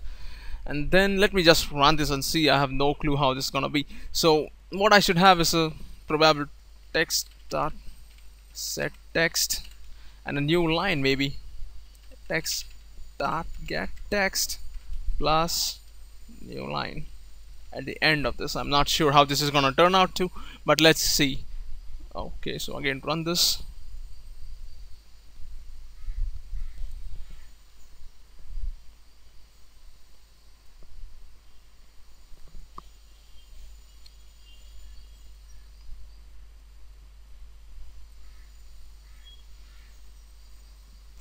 So finally something is gonna happen. Now we'll know exactly if the text view is printing stuff like the way we want, or is it screwing up. So let's see. On the right side there's gonna be a new line every time the backstack changes. Okay, let's see, add a. Nothing happened. Interesting. Remove a. What? Oh my god, I think I need to set the backstack change listener somewhere by saying, I don't know, manager dot set, no, add on backstack change listener. This, oh my god, I missed this big one, man. Oh crap. Again run this, go to our emulator and see what is going on. So this is the reason why I keep testing my code, because when I'm recording I don't want to waste people's time into showing something wrong, something that doesn't work and stuff. So now I exactly know what needs to be done and what works and what doesn't work. So when I make the code for the second time on the screen in front of people, they will know exactly things working in a proper way without confusing them, and that's exactly the ultimate goal. So I'll say replace with a. Nothing happening. Remove a. Add a. Remove a. Okay, now there is one thing I haven't done, and that is to actually add these transactions to the backstack. Oh my god. I'm gonna say transaction dot add to backstack. Let's call it a. And for, okay, wait, so let me name the operations properly, so that way we'll know exactly what's happening. So at a, we'll say this is add b, transaction dot add to backstack, right? Transaction dot remove at the backstack. This would be remove a, right? I'll have to know if I have to call this before remove or after. So here again I'll have to do the same thing, remove b, I guess. And then if I go down, replace with b, right? Replace with b. Okay, and replace with a. Attach a. It's still showing that error, I don't believe it. And then ultimately I have to say detach a over here. And now I hope some things work. Let's just run this. On backstack change should be triggered now when the backstack is changing with all these transactions being added and removed.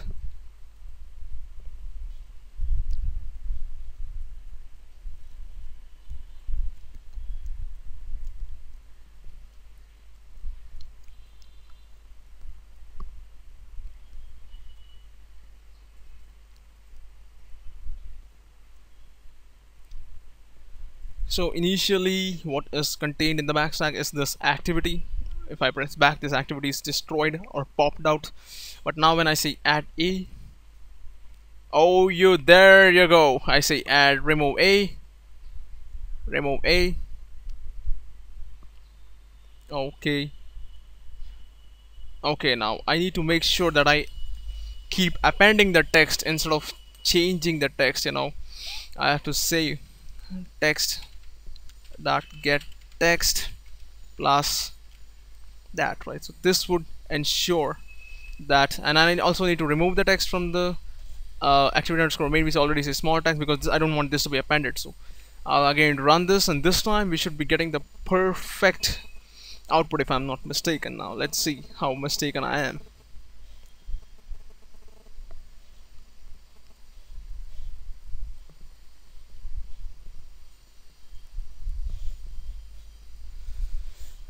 So things are running again here. Oh my god. this is a big process.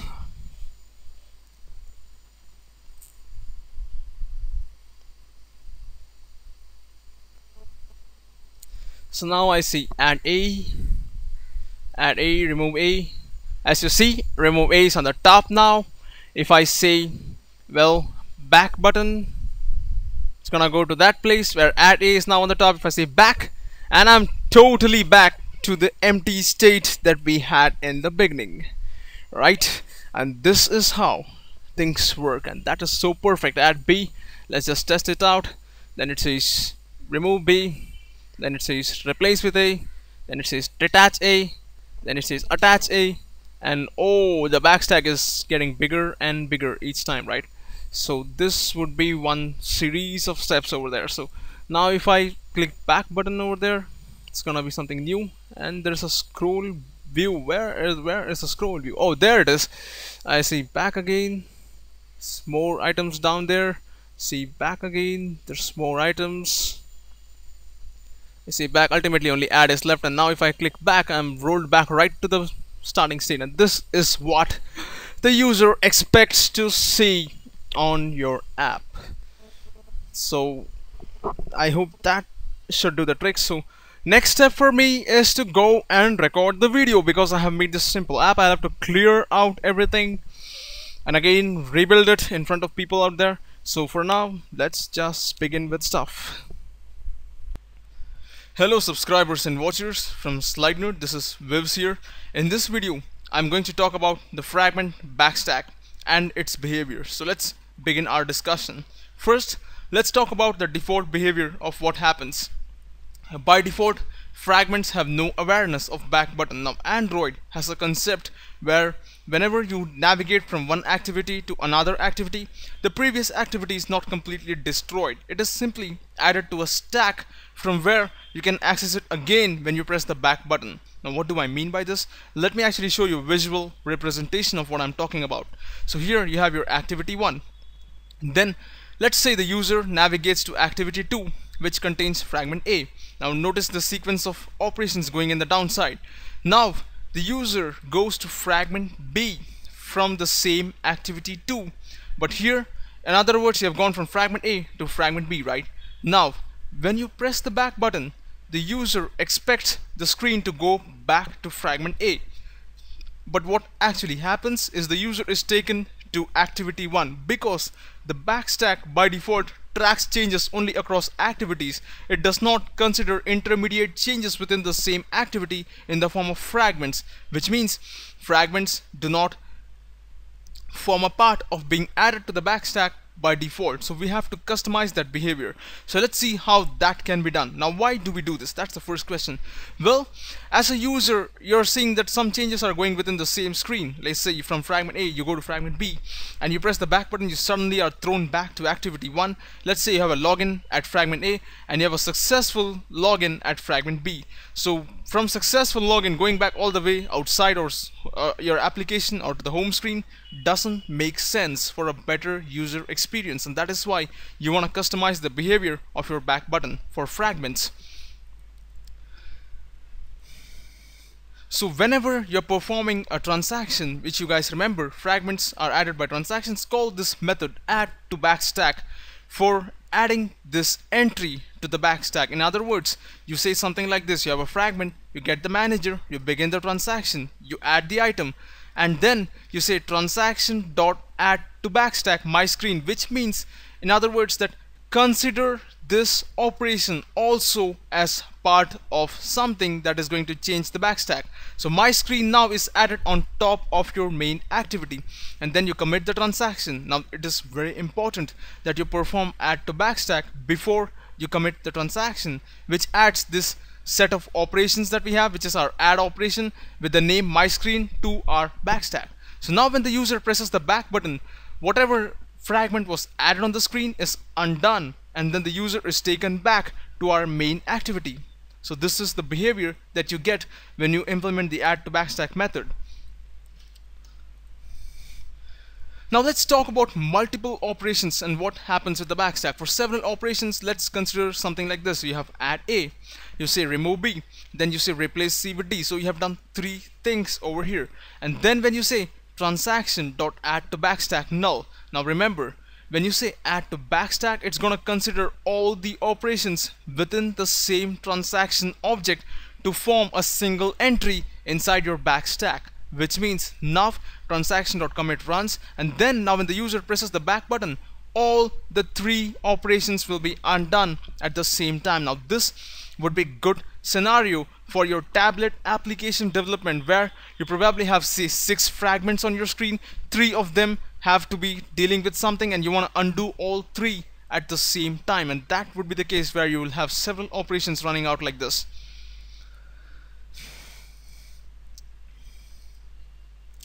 Now there is one more thing that needs to be considered. By default, when you do not call add to backstack, the fragment is destroyed when the user presses the back button or something like that. But otherwise, if you call add to backstack, the fragment is stopped and resumed when the user navigates to it. And this is also one of the reasons which you might want to consider for implementing add to backstack, to make your application respond faster to the user, especially when you're using fragments out there. So next, let's talk about some programmatic backstack behavior. Do you guys believe that you can make a back button in the code, which means you can have a layout and you can add a button, and can you make it work like the actual software or hardware back button in Android? Yes, you can do that. Now that can be done with this method called pop backstack. When you say pop backstack, it does exactly the work of a real software or hardware back button on your Android device, which means the topmost transaction is removed and the user is taken to the previous screen. That is how it works. So let's take an example of how this works. So right now, let's say screen 1, 2, 3, 4 is there. This means the user is currently looking at screen 4. When you call pop to backstack, the topmost entry is removed. The user is now seeing screen 3. Again, call pop backstack, the user is looking at screen 2 now. Now this is one of the options available. Now there is another option called pop backstack with a string argument, where this argument should be supplied at the time of calling add to backstack over here. Now what does that mean? Again, observe here carefully. There is 4, 3, 2, 1. The user is currently looking at 4, right? Now when I say pop backstack screen 2, it's gonna remove 4 and 3 and keep 2 on top of the UI, which means now the user is directly looking at screen 2 in place of screen 4. Now there's also another way you can implement this, and that would be using a flag calling pop backstack with screen 2 pop backstack inclusive. Now this essentially means that also remove screen 2 and show the previous screen. The difference between the second one and the third one is that in the second one, when you say pop backstack screen 2 is kept here for the user to see. But in the third one, even screen 2 is removed, which means it's inclusive, and that is removed, right? So you see screen 1 this time. So next, let's talk about something to observe changes in how the backstack is modified. Use the on backstack changed listener. Now this is an interface which is inside Fragment Manager, and this gives you an exact idea of what are the contents inside the backstack. On backstack method, changed method is called each time the contents of the backstack are changed. Oh, I repeated the point, sorry about that. So use the backstack entry count to retrieve the number of entries in the backstack. Now use the get backstack entry at int index to retrieve the backstack entry at a given index. Now remember, when you say backstack entry count, let's say there are 5 entries in your backstack. The 4th entry is the topmost entry, and the 0th entry is the earliest screen where the user was present. It means if you were in activity 1, then that would become your 0th entry. Then you went to activity 2, then you went to 3, then you went to 4. So 4 or 3 would be at the topmost level, and that is how things work with the backstack entries. So you can use the backstack entry class as get name method to retrieve the name of what entry is being present at which index. Now this can be, again, we'll be seeing this in code, so don't worry if you guys think that this is getting a bit ambiguous over here. So in the next video, I'm gonna jump to Android Studio and I'm gonna show you a very friendly app that shows you exactly how Backstack works as fragments are concerned. So in that app you'll exactly see things happening on the screen with this on Backstack Change Listener. In the meantime, if you guys do like what you saw, please subscribe to my channel. Let me know your thoughts. I would love to hear from you guys. Thanks for watching. I'll catch you guys in the next vid. Have a nice day. Vivs out. Okay folks, so at this point I have completed recording the full video, so now I'm going to process it and edit it, which I usually do. So that video is called fragment backstack one. That's the one for sure. So I have to open this. Now this is in the form .camrec. Unlike you guys believe that this is MP4 or AVI, this is a special custom format used by a software called Camtasia Studio.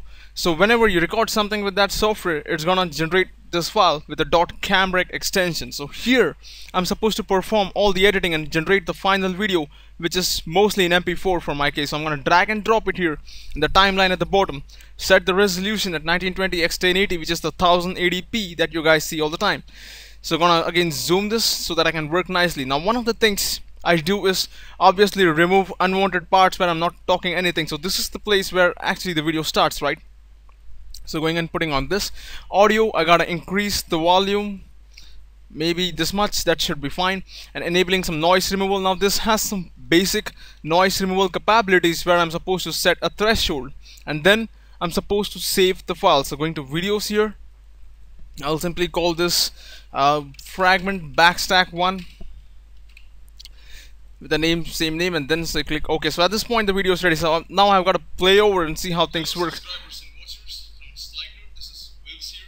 In this video I'm going to talk about the fragment backstack and its behavior. So let's begin our discussion.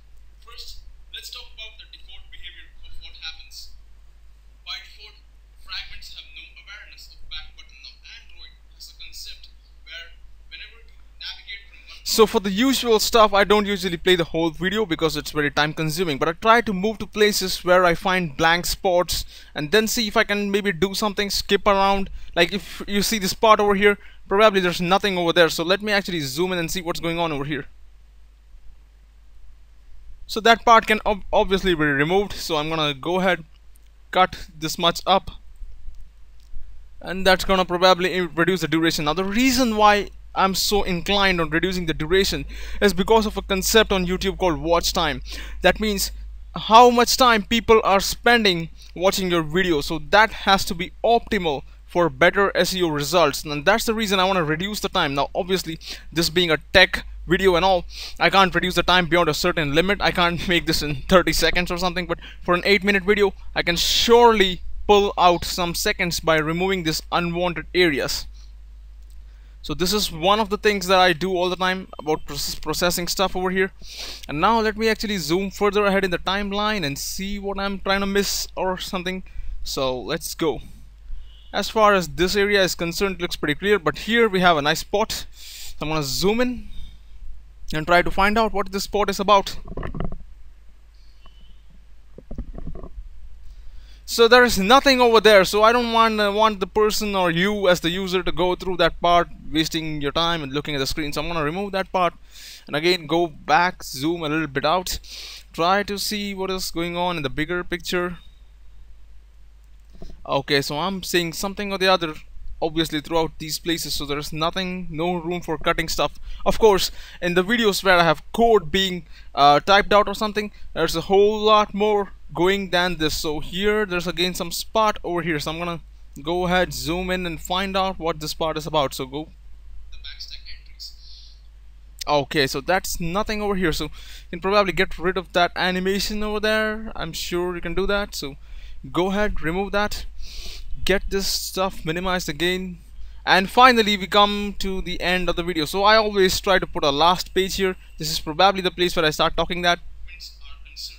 So in that app you exactly see things happening on the screen with this on backstack change listener. In the meantime, if you alright, so that is the place where I probably start cutting stuff. So I'm gonna put here, cut the video at this part, separate the audio and video, remove the screen. Oh crap, I removed both, sorry about that. Remove the screen, go ahead to import media, have my E drive, and then going to the what you call the folder where I have my logo stuff. I got the last page over here, drag and drop it right here on this page, and this page is probably the place where I post some messages to the subscriber, or it's just kept like this for now, but later probably I might do something with this page. So this is the end of the video. So going with that, I say produce and share. At this point, select my views format, which is a custom format with optimal settings for everything. So this is again gonna go into the folder called podcast, which I don't want. I want to change that to videos. Just click save over here and click finish. So at this point, as you guys notice, things have started rendering. Now this is a very expensive operation, or you can say a lengthy one, depending on how long your video is. Now again, it also depends on something else. Now for a presentation based video, this rendering takes maybe 3 minutes or 4 minutes at the most, but for a real video which has code like the ones where I type in Eclipse or NetBeans, this one takes way longer, and it's also way bigger in size, because those screens, the interaction with me and those screens are very high, so that probably has a lot of memory, I assume. I'm not sure about how things are working as far as the rendering is concerned. So this is gonna take some time over here.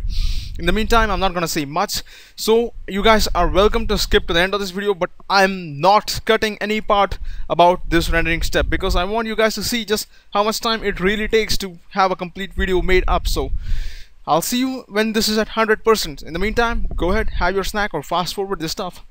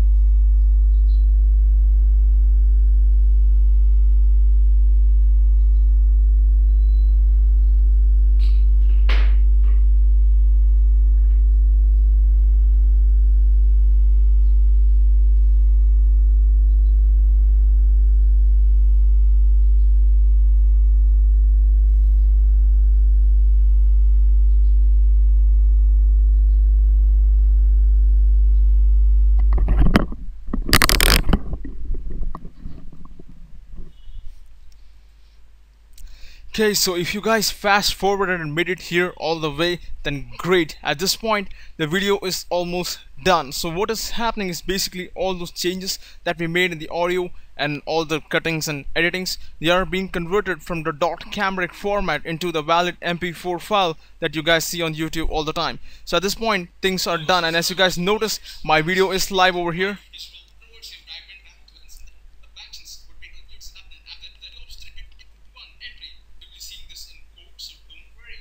So that completes a single video on our channel. Now the next step that needs to be done is to actually put this on YouTube. So we go here to YouTube where my channel is situated. Now I'm logged in all the time, so I'm gonna simply click upload over here.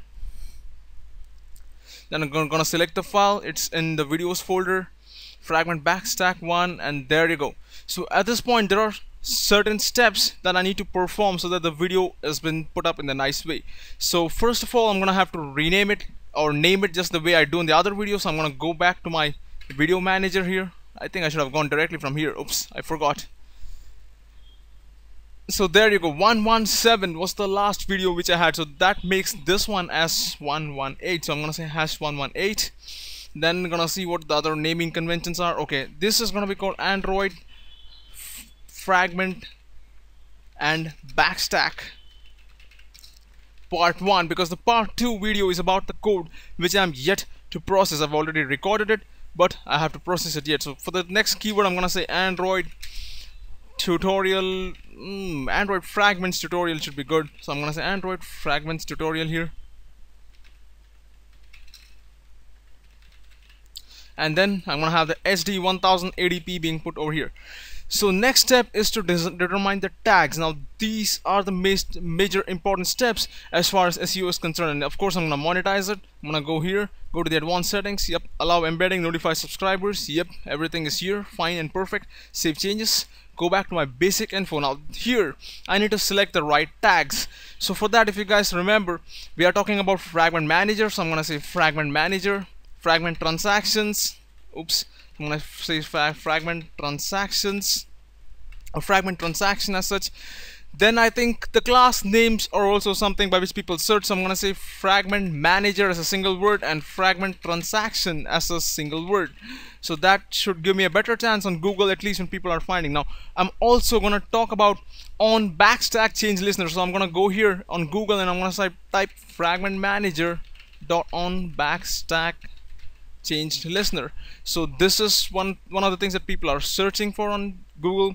I'm gonna put this as well. So let me go to the complete name over here, which is okay. So I'm gonna say fragment manager dot on backstack change listener as one of the keywords. It's a very major keyword we have, and then the other one is simply gonna be on backstack change listener, and that is that over. Then I'm gonna say Android fragments example here, because that is what I have, right?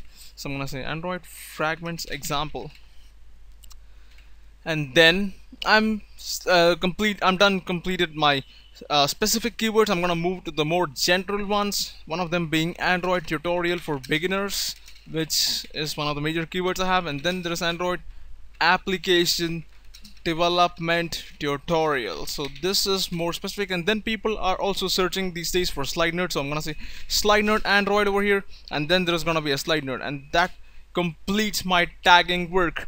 Remember, the most specific ones at the start, the most general ones at the end, and of course your brand with the keywords at the end of the complete tag system. So that completes the basic thing. Now let me think about this. Android fragments and backstack.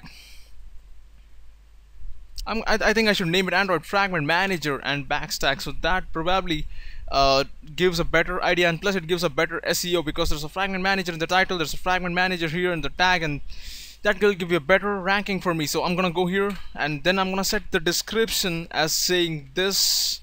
Okay, now this Android tutorial video talks about the Android fragment manager. Again, I'm gonna keep the keyword in the first line, and fragment and the backstack, in which the backstack to which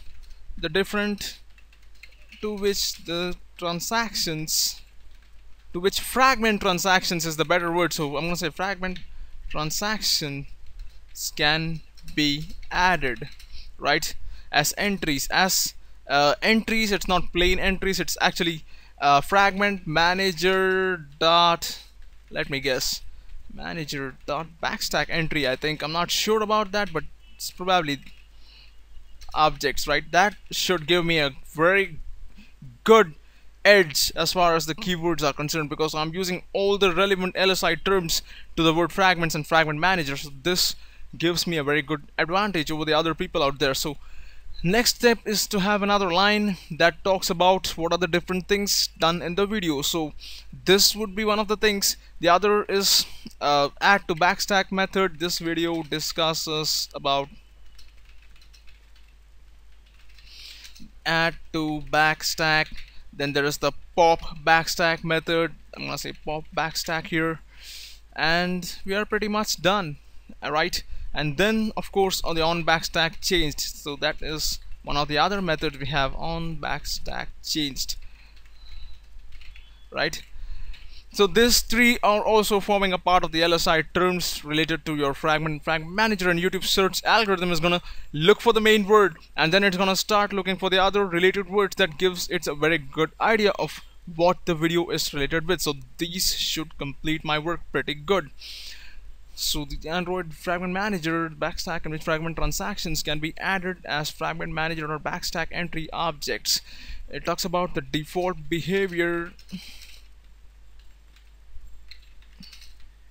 of how fragments are destroyed if not added to the backstack. Now this is also something that's gonna give me some, this is gonna give the user an idea of what I'm talking about in this video. So this discusses about add to backstack, pop backstack, on backstack changed, and this also talks about methods like get backstack entry count and get backstack entry add.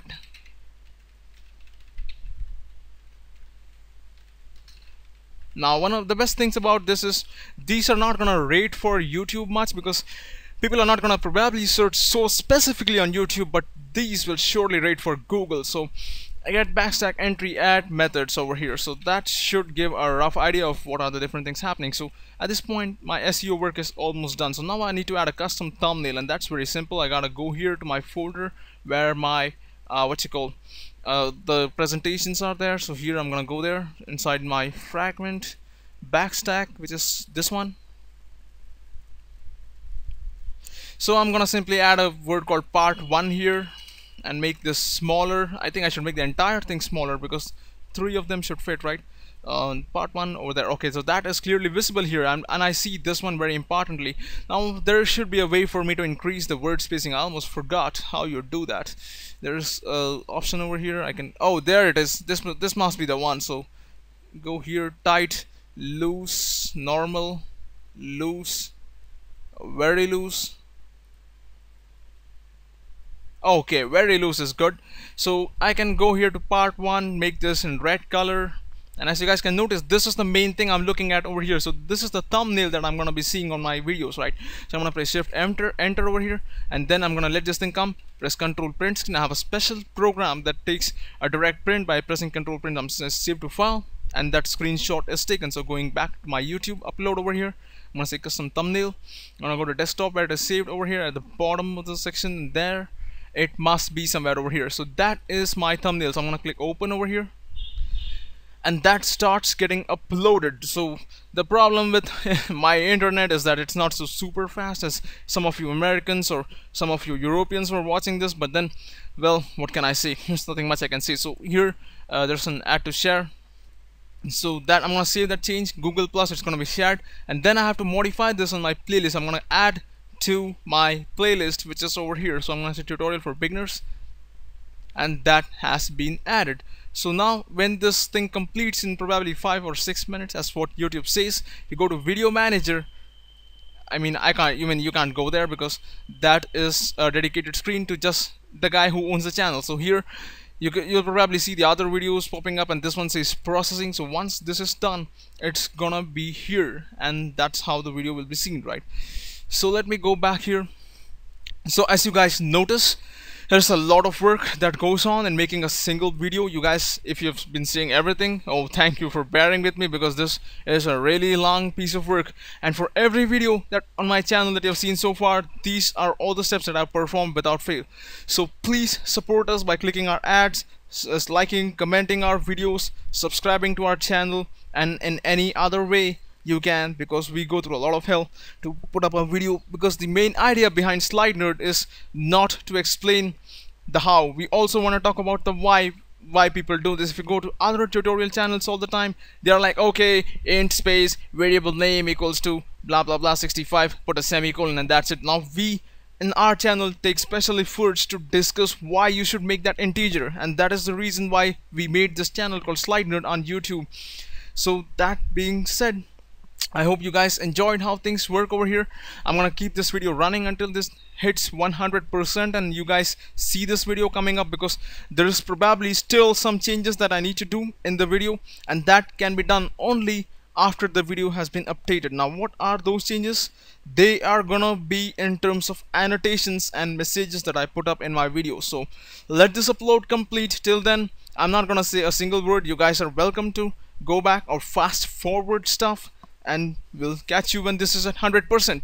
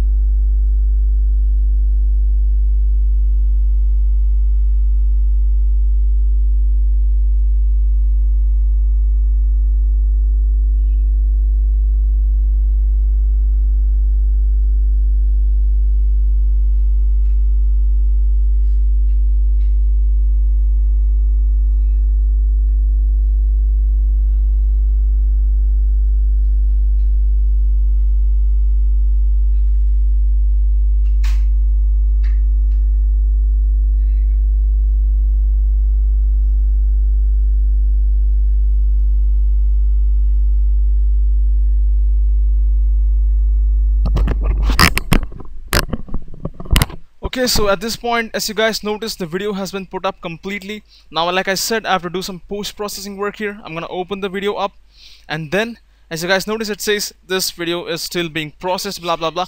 But this is how we get a single video on our channel. So now, going to the annotations part, I'm gonna go down here, and I'm gonna add some basic annotations, blah blah blah, which you guys don't like much. So going at the end of this video, this is probably the last page where I tamper with stuff, and here I will go all the way to the end of the page. So this is somewhere where the last page is gonna begin, and I want that exact location over here.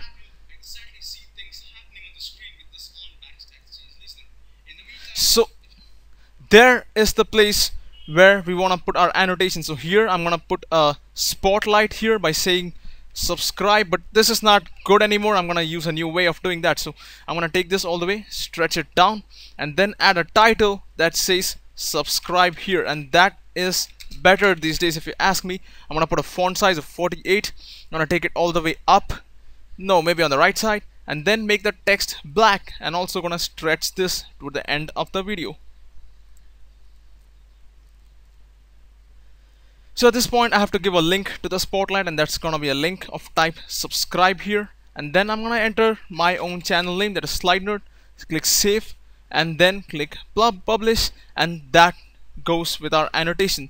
So I hope you guys have been seeing everything, or maybe you came directly to the last part to check things out. This is how we do stuff on our channel. You know the kind of work that goes on. Please support us by clicking our ads, liking our videos, commenting, and letting us know your thoughts. See you later. Have a nice day. Vibs out.